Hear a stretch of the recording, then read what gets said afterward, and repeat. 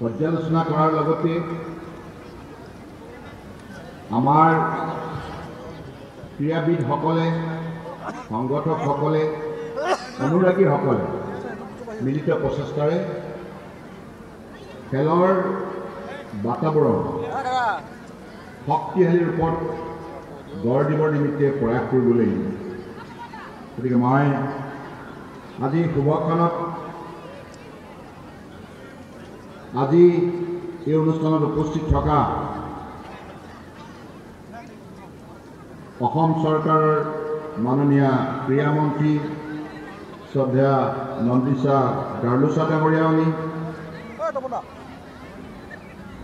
নগাঁও ক্ৰীড়া সন্থাৰ মাননীয় সভাপতি তথা নগাঁও বিধানসভা সমষ্টিৰ জনপ্ৰিয় আৰু কৰ্ম উদ্যোগী বিধায়ক শ্ৰদ্ধেয় ৰূপক শৰ্মা ডাঙৰীয়া, অসম অলিম্পিক সংস্থাৰ সাধাৰণ সম্পাদক লক্ষ্য কোঁৱৰ ডাঙৰীয়া, নগাঁও জিলাৰ আয়ুক্ত নৰেন্দ্ৰ কুমাৰ শ্বাহ, অসম চৰকাৰৰ ক্ৰীড়া সচিব KG হিলালী, অসম অলিম্পিক সংস্থাৰ কোষাধ্যক্ষ তপন কুমাৰ দাস আৰু এই অনুষ্ঠানত অংশগ্ৰহণ কৰা অসম অলিম্পিক সংস্থাৰ বিষয়ববীয়া আৰু সদস্যসকল আৰু এই অনুষ্ঠান সফল কৰাৰ নিমিত্তে নগাঁও ক্ৰীড়া সন্থা সভাপতি ৰূপক শৰ্মা ডাঙৰীয়াৰ বিশেষ প্ৰচেষ্টাত, তেখেতৰ সতীৰ্থসকলৰ বিশেষ প্ৰচেষ্টাত আজি যিসকল ক্ৰীড়াবিদে, খেলুৱৈ এই অনুষ্ঠানত অংশগ্ৰহণ কৰি অনুষ্ঠান সফল কৰাৰ বাবে উদ্যোগ গ্ৰহণ কৰা সকলোকে মই আজি শুভক্ষণত বিশেষভাৱে ধন্যবাদ জনাইছোঁ, শুভেচ্ছা জনাইছোঁ। আৰু আমাৰ সাংবাদিক বন্ধুসকল যিসকলে এই গোটেই কাৰ্যসূচীটো অসমৰ জনগণৰ মাজলৈ লৈ যোৱাৰ উদ্দেশ্যে, ভাৰতবৰ্ষৰ জনগণৰ মাজলৈ লৈ যোৱাৰ উদ্দেশ্যে প্ৰয়াস কৰিছে, তেখেতসকলকো মই ধন্যবাদ জনাইছোঁ। আজি আমি এই বৰষুণৰ বতৰত নগাঁও এই সুন্দৰ আমাৰ ষ্টেডিয়ামৰ সকলো উপস্থিত থাকি যিটো আমি আমাৰ খেলুৱৈসকলে দৃঢ়তা দেখুৱাইছে, ক্ৰীড়া সংস্থাই দৃঢ়তা দেখুৱাইছে, তাৰ বাবে আপোনালোক সকলোৱে ধন্যবাদৰ পাত্ৰ। ক্ৰীড়া জগতখন শক্তিশালী কৰাৰ উদ্দেশ্যে মাননীয় প্ৰধানমন্ত্ৰী নৰেন্দ্ৰ মোদী ডাঙৰীয়াই 2014 চনত প্ৰধানমন্ত্ৰীৰ দায়িত্ব লৈ বিভিন্ন ধৰণৰ নীতি, শক্তিশালী পৰিকল্পনা আৰু বিভিন্ন ধৰণৰ কাৰ্যসূচী, আঁচনি ৰূপায়ণ কৰাৰ বাবে তৎপৰতাৰে কাম আৰম্ভ কৰিলে আৰু যোৱা 10 বছৰত তেখেতে সফলভাৱে এই সকলোবিলাক নীতি আৰু পৰিকল্পনা আৰু আঁচনি ৰূপায়ণ কৰাৰ বাবে আজি খেলুৱৈসকলে ভাৰতবৰ্ষৰ বুকুত মনোবল পাইছে, অত্যাধুনিক সা সুবিধা লাভ কৰিবলৈ সক্ষম হৈছে আৰু যাৰ ফলত বিভিন্ন স্তৰৰ আন্তঃৰাষ্ট্ৰীয় যিবিলাক প্ৰতিযোগিতা, অলিম্পিকেই হওক, কমনৱেলথে হওক, এছিয়ান গেমছে হওক, ৱৰ্ল্ড কাপৰ বিভিন্ন ধৰণৰ ইভেণ্টবিলাকত আমাৰ ভাৰতীয় খেলুৱৈ অত্যন্ত যোগ্যতা সহকাৰে তেখেতসকলে উন্নত খেলৰ আজি প্ৰদৰ্শন কৰিবলৈ সক্ষম হৈছে আৰু ভাৰতবৰ্ষলৈ সুনাম কঢ়িয়াই আনিছে। অসমৰ সীমা দাসৰ পৰা আৰম্ভ কৰি লাভলীনা বুঢ়াগোহাঁইৰ ধৰিও আজি খেলুৱৈ বিশ্বৰ জগতত অসমক জিলিকাই তুলিছে। গতিকে মাননীয় প্ৰধানমন্ত্ৰী ডাঙৰীয়াৰ নিৰ্দেশত অসম চৰকাৰেও ক্ৰীড়া নীতি অৱলম্বন কৰি খেলুৱৈসকলক খেল জগতত প্ৰৱেশ কৰি যিসকলে কঠোৰ পৰিশ্ৰমৰ সাধনেৰে অসম, ভাৰত তথা বিশ্বৰ বুকুত বিশ্ব মানৱ সমাজক খেলৰ যোগেদি তেখেতসকলে আনন্দিত কৰাৰ যিটো প্ৰয়াস, যিটো পদক্ষেপ, যিটো প্ৰচেষ্টা, তাৰ বাবে আজি অসম চৰকাৰেও বিভিন্ন ধৰণৰ নীতি হাতত লৈ খেলুৱৈসকলক আৰ্থিকভাৱে আৰু কৰ্মসংস্থাপন দি বিভিন্ন ধৰণে আজি উদগনি দিয়াৰ প্ৰয়াস কৰিছে। আজি মাননীয় প্ৰধানমন্ত্ৰী ডাঙৰীয়াই সমগ্ৰ ভাৰতবৰ্ষতে খেলুৱৈসকলক বিশেষভাৱে তেখেতসকলৰ প্ৰশিক্ষণ, তেখেতসকলৰ প্ৰশিক্ষক আৰু তেখেতসকলে ভাৰতবৰ্ষৰ নহয় বিশ্বৰ বিভিন্ন ক্ৰীড়া ক্ষেত্ৰত যাতে অভ্যাস কৰিব পাৰে,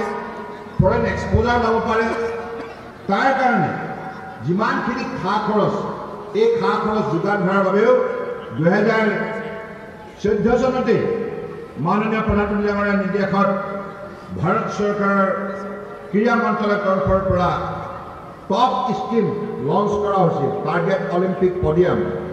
ইয়াৰ পূৰ্বতে এইবিলাক ব্যৱস্থা নাছিল। ভাৰতবৰ্ষৰ বিভিন্ন খেলৰ যিসকল সংস্থা, ফেডাৰেশ্যন, এছ'চিয়েশ্যন, নেশ্যনেল লেভেলৰ বা ৰাজ্যিক লেভেলৰ, সেই এছ'চিয়েশ্যনবিলাকে পূৰ্বতে চৰকাৰৰ পৰা কোনো ধৰণৰ শক্তিশালী আৰ্থিক অনুদান লাভ কৰিবলৈ সক্ষম হোৱা নাছিল। কিন্তু মাননীয় প্ৰধানমন্ত্ৰী ডাঙৰীয়াই খেল জগতক উদগনি দিবৰ বাবে, খেলুৱৈসকলক বিশেষভাৱে তেখেতসকলৰ দক্ষতা বিকাশৰ বাবে আৰ্থিক অনুদান আগবঢ়াবৰ বাবে টপ স্কিম হাতত ল'লে আৰু ইয়াক ভাল আৰ্থিক সা সুবিধা প্ৰদান কৰি আজি সেই প্ৰশিক্ষণ ব্যৱস্থা প্ৰৱৰ্তন কৰাৰ বাবে অলিম্পিকৰ পৰা, এছিয়াৰ গেমছৰ পৰা সৰ্বাতোতকৈ সৰহ সংখ্যক সকলো সময়ৰ বাবে অভিলেখ সৃষ্টি কৰা পদক পাবলৈ ভাৰতীয় খেলুৱৈসকল সক্ষম হ'ল। গতিকে এইখিনি এটা বৈপ্লৱিক পৰিৱৰ্তন মাননীয় প্ৰধানমন্ত্ৰী ডাঙৰীয়াই ভাৰতবৰ্ষৰ বুকত আনিবলৈ সক্ষম হৈছে। খেলো ইণ্ডিয়া, খেলোগে তো খেলোগে, এনেধৰণৰ শব্দ বাক্যৰে আমাৰ উঠি অহা প্ৰজন্মক উৎসাহিত কৰিছে। অৰ্থাৎ খেলৰ যোগেদি উৎফুল্লিত হোৱা, সফল হোৱা। খেলৰ যোগেদি কেৱল তোমাৰ স্বাস্থ্যটোৱে যে সুন্দৰ হৈ থাকিব এনে নহয়। খেলৰ যোগেদি তুমি এখন সুন্দৰ সমাজ, সবল সমাজ, সুস্থিৰ সমাজ নিৰ্মাণ কৰিব পাৰিবা আৰু খেলৰ যোগেদি বিশ্বৰ বুকুত শান্তি প্ৰতিষ্ঠা কৰিব পাৰিবা। সুধাকণ্ঠ ডক্টৰ ভূপেন হাজৰিকাৰ সেই গীতেৰে খেল জগতক কেনেধৰণে বিশ্বৰ বুকুত মূল্যাঙ্কন কৰা হৈছে আপোনালোকে সকলোৱে সেই গীত শুনিছে। এই পৃথিৱী এক ক্ৰীড়াংগন, ক্ৰীড়াই হ'ল শান্তিৰ প্ৰাংগন। অৰ্থাৎ ক্ৰীড়া যোগেদি কেৱল পদক পাবলৈ নহয়, কৰ্মসংস্থাপন পাবলৈ নহয়, ক্ৰীড়াৰ যোগেদি এখন সমাজত শান্তি প্ৰতিষ্ঠা কৰাৰ এটা মহৎ প্ৰচেষ্টা আমি সকলোৱে ল'ব পাৰোঁ। বিশ্বৰ বুকুত সেইবাবে অলিম্পিক গেম বুলি কোৱাৰ লগে লগে বিশ্বৰ যিকেইখন ৰাষ্ট্ৰৰ প্ৰতিনিধি নাথাকে তেখেতসকলৰ ৰুচিবোধ ইমান প্ৰবল। তেখেতসকলৰ অলিম্পিকত কোনে মেডেল পাইছে, কিমান সংখ্যক পাইছে, কোনে কিমান অভিলেখ স্থিতি কৰিছে, এই সকলোবিলাক জনাৰ আগ্ৰহ প্ৰকাশ কৰে। এই হৈছে অলিম্পিক খেলৰ বিশাল ব্যক্তিত্ব আৰু অলিম্পিক খেলৰ মেগনেটিক পাৰ্চনেলিটি। অৰ্থাৎ চুম্বকধৰ্মী এই অলিম্পিক খেলে আজি বিশ্বৰ 800 কোটি জনতাৰ মাজত একতাৰ ভাৱনা শক্তি সকলো সময়তে জগাই আহিছে আৰু একতাৰ ভাৱনা শক্তিয়ে বিশ্ব মানৱ সমাজত ঐক্যবদ্ধভাৱে থকাৰ প্ৰৱণতা বৃদ্ধি কৰিছে। গতিকে ক্ৰীড়া ক্ষেত্ৰখন সাধাৰণ ক্ষেত্ৰ নহয়। এই ক্ষেত্ৰখনে এখন সমাজক প্ৰাণৱন্ত কৰি ৰাখে, সজীৱ কৰি ৰাখে, সক্ৰিয় কৰি ৰাখে, সুস্থ সবল কৰি ৰাখে। গতিকে সেইকাৰণে মই ভাবোঁ যে অসমৰ খেলুৱৈসকলে আগন্তুক দিনত সেই দৃঢ়তাৰে আপোনালোকে আপোনালোকৰ এই জগতখনত সাধনাত সিদ্ধ হৈ কঠোৰ পৰিশ্ৰমৰ যোগেদি আপোনালোকক ভগৱানে যিখিনি দক্ষতা, যোগ্যতা, দৃঢ়তা, একাগ্ৰতা দিছে ইয়াক আপোনালোকে সবলভাৱে জিলিকাই তুলিবৰ বাবে প্ৰয়াস কৰক। গতিকে মই আজি শুভক্ষণত আমাৰ নগাঁও ক্ৰীড়া সন্থাক বিশেষভাৱে ধন্যবাদ জনাইছোঁ। অসম অলিম্পিক সংস্থাৰ অনুৰোধত তেখেতসকলে সুন্দৰভাৱে ইয়াত ইণ্টাৰনেশ্যনেল অলিম্পিক ডে আয়োজন কৰিছে আৰু আমাৰ বিভিন্ন খেলুৱৈসকলে ছাত্ৰ ছাত্ৰীসকলে ইয়াত অংশগ্ৰহণ কৰিছে জ্যেষ্ঠ পৰীক্ষক জ্যেষ্ঠ যিসকলে ক্ৰীড়াবিদ তেখেতসকলে আহি আমাৰ উঠি অহা প্ৰজন্মক উৎসাহিত কৰিছে মই সকলোকে অন্তৰৰ পৰা কৃতজ্ঞতা জ্ঞাপন কৰিছোঁ অসম চৰকাৰৰ মাননীয় মন্ত্ৰী নন্দীশা গামোচা ডাঙৰীয়ালৈ আহি আজি আপোনালোকক যেনেধৰণে উৎসাহিত কৰিলে অসম চৰকাৰৰ হৈ অসম চৰকাৰৰ মাননীয় মুখ্যমন্ত্ৰী ডক্টৰ হিমন্ত বিশ্ব শৰ্মা ডাঙৰীয়াও এই ক্ৰীড়া জগতখনক উদগনি দিবৰ বাবে প্ৰয়াস কৰিছে আৰু 2016 চনৰ পৰাই অসমে ভাৰতবৰ্ষৰ বুকুত গুৱাহাটীক ক্ৰীড়া ৰাজধানী হিচাপে গঢ়ি তোলাৰ যি লক্ষ্য স্থিৰ কৰিছে আৰু সেই লক্ষ্যত উপনীত হোৱাৰ বাবে আজি গুৱাহাটী বা অসমৰ বিভিন্ন ঠাইত যেনেধৰণে ক্ৰীড়াৰ ক্ষেত্ৰৰ আন্তঃগাঁথনি গঢ় লৈ উঠিছে এই কথাই আমাৰ খেলুৱৈসকলক বিশেষভাৱে উৎসাহিত কৰিছে অলপ আগতে মোক ৰূপক শৰ্মা ডাঙৰীয়াই কৈছে বিধায়কৰ পুঁজিৰে এই জিমনেষ্টিক যিটো হল তেখেতসকলে নিৰ্মাণ কৰিছে অসমৰ বুকুত দুবে প্ৰথম মই তাৰ বাবে অভিনন্দন জনাইছোঁ ৰূপক শৰ্মা ডাঙৰীয়া আৰু মাননীয় প্ৰধানমন্ত্ৰী ডাঙৰীয়া আমাৰ সকলো MP MLA নিৰ্বাচিত প্ৰতিনিধিসকলক কৈছে যে তোমালোকে যিমান পাৰা সকলো লোকক লগত লৈ বিভিন্ন ঠাইত ক্ৰীড়া প্ৰতিযোগিতা অনুষ্ঠিত কৰা কাৰণ ক্ৰীড়া প্ৰতিযোগিতা কেৱল যে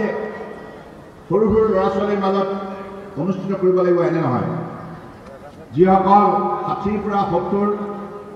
50ৰ পৰা 60 40ৰ পৰা 50 30ৰ পৰা 40 আৰু 20ৰ পৰা 30 আৰু 10ৰ পৰা 20 বিভিন্ন কেটেগৰী আমি নিশ্চিতভাৱে ক্ৰীড়া ক্ষেত্ৰত বিশেষ ব্যৱস্থা বিশেষ পদক্ষেপ আমি ল'ব পাৰোঁ মাননীয় প্ৰধানমন্ত্ৰী নৰেন্দ্ৰ মোদী ডাঙৰীয়া যেতিয়া তেখেত গুজৰাটৰ মুখ্যমন্ত্ৰী আছিল তেতিয়া তেখেতে খেল কুম্ভ মহাকুম্ভ আয়োজন কৰিছিল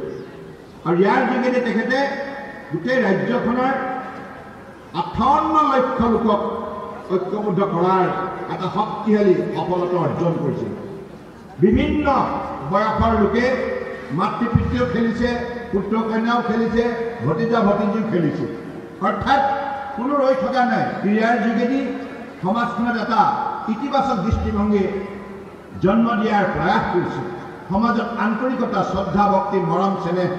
এটা মানৱীয় প্ৰমূল্যবোধ গঢ় দিয়াৰ বাবে সকলোৱে ক্ৰীড়া জগতত প্ৰৱেশ কৰিছে গতিকে এনেধৰণে আমি আমাৰ অসমৰ বৰাক ব্ৰহ্মপুত্ৰ পাহাৰ ভৈয়ামৰ এই সুন্দৰ সমাজখন সবল সুস্থ সক্ৰিয় কৰি ৰাখিব লাগিব ক্ৰীড়াৰ যোগেদি সদ্ভাৱনা তৈয়াৰ কৰিব লাগিব বিভিন্ন জাতি জনগোষ্ঠী ভাষা ভাষী জনলোকৰ মাজত এই সদ্ভাৱনা আন্তৰিকতা থাকিলেহে আমি সকলো সময়তে ভাৰতবৰ্ষৰ বুকুত বিশ্বৰ বুকুত জিলিকি থাকিম আমাৰ হাজাৰ হাজাৰ বছৰ পুৰণি সভ্যতা সংস্কৃতি যিটো আধ্যাত্মিক পৰম্পৰাৰ মূল্যবোধ সদায় আমাৰ মাজত বিৰাজমান হৈ থাকিব আৰু আমাক মূল্যবোধৰ আধাৰত সমাজ শক্তিশালী কৰাৰ যাত্ৰাত উদগনি দিব এইখিনি কথাকে কৈ মই পুনৰবাৰ আজি এই অনুষ্ঠান ইয়াত আয়োজন কৰাৰ বাবে আমাৰ অলিম্পিক সংস্থাৰ প্ৰতিগৰাকী আমাৰ বিষয়ববীয়াৰ কাৰ্যকৰ্তা বন্ধুসকলক ধন্যবাদ জনাইছোঁ নগাঁও ক্ৰীড়া সংস্থাৰ সভাপতি ৰূপক শৰ্মা ডাঙৰীয়াৰ লগতে তেখেতৰ সতীৰ্থসকলক ধন্যবাদ জনাইছোঁ আৰু ইয়াত অংশগ্ৰহণ কৰা সাংবাদিক বন্ধুসকলৰ লগতে যিমান সংখ্যক আমাৰ অভিভাৱক আহিছিল নিজৰ পুত্ৰ কন্যা লগত তেখেতসকলক ক্ৰীড়া ক্ষেত্ৰত উদগনি দিবৰ বাবে মই মাতৃ পিতৃসকলকো তেখেতসকলৰ সেই চৰণত গভীৰ শ্ৰদ্ধা নিবেদন কৰিছোঁ আৰু সকলো ক্ৰীড়া সংগঠক যিমান সংখ্যক আছে জ্যেষ্ঠ ক্ৰীড়াবিদসকল আছে সকলোকে প্ৰণাম জনাইছোঁ আৰু আশা ৰাখিছোঁ আমি সকলোৱে মিলি অসমক ভাৰতবৰ্ষৰ বুকুত এখন লিডিং ষ্টেট হিচাপে স্পৰ্টছ ষ্টেট হিচাপে আমি ইয়াক গঢ় দিব লাগিব আজি তাৰিখত হাৰিয়ানা ৰাজ্যখনে উল্লেখযোগ্য স্থান বহু বছৰৰ পৰা দখল কৰিছে আজি হাৰিয়ানাৰ খেলুৱৈসকলে অলিম্পিকেই হওক বা এছিয়ান গেমছেই হওক বিভিন্ন পৰ্যায়ত প্ৰতিযোগিতাৰ পৰা সফলতা দেশখনৰ কাৰণে বুটলিবলৈ সক্ষম হৈছে আৰু আমি যাতে সেই প্ৰথম স্থান আগন্তুক দিনত অসমে ল'ব পাৰে তাৰ বাবে আমি সকলোৱে মিলি ক্ৰীড়া ক্ষেত্ৰখনত অধিক পৰিশ্ৰম কৰিব লাগিব শৃংখলাবদ্ধতাৰে দায়িত্ব সহকাৰে দায়বদ্ধতাৰে এইখিনি কথাকে কৈ মই পুনৰবাৰ আপোনালোক সকলোৰে প্ৰতি শ্ৰদ্ধা আৰু কৃতজ্ঞতা জ্ঞাপন কৰি মোৰ বক্তব্য সামৰিলোঁ ধন্যবাদ জয় অসম জয় হিন্দ